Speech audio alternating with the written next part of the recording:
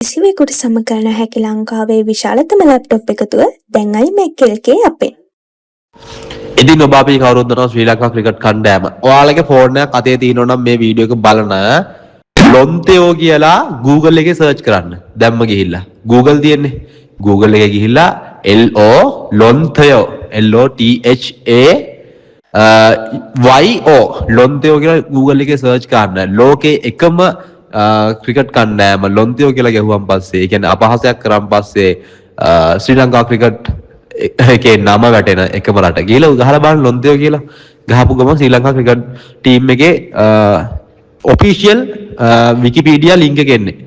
හරි official photo ටික එන්නේ. ඔෆිෂියල් පේජ් එක එන්නේ. ගිහින් බලන්න ගිහලා.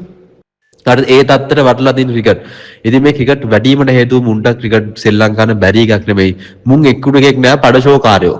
එක්කුණෙක් නෑ සල්ලි ඒ කියන්නේ මුවල් බිස්නස්මන්ලා. ක්‍රීඩකයෝ බිස්නස් කාර්යෝ. උන්ට ලැජ්ජ වුණාට කමක් නැහැ. උන් දැන් පුරුදුයි ලැජ්ජාව පුරුදුයි උන්ට දරා ගැනීම පුරුදුයි බිඳ වැටීම පුරුදුයි උන්ට මේ අපේ පිට්ටනිය වෙලත් ගහන්න බෑනේ කාලකන්නින්ට අපේ පිට්ටනිය වෙලත් ගහන්න බැරි කාලකන්නිය. ඉතින් ඒ වගේ ගෝම් කාලකන්නිය ඉන්න ටීම් එකක් හරිද ක්ලෝක් කුස්ලානකට මොන වගේ ක්‍රීඩා කරයිද එක මැච් එක අඩෝ ලකුණු 120ක් ගහන්න බැරි කණ්ඩායමක් කොහෙද ඉන්නේ කියාංකෝ. ලකුණු 120ක් තමන්ගේ රටේ මේ හැමදාම උදේ හවස සෙල්ලම් කරන පිට්ටනියේ ලකුණු 120ක් ගහන්න බැරි 11ක් ඉන්නවා කියන්නේ නිකමට හිතපල්ලකෝ.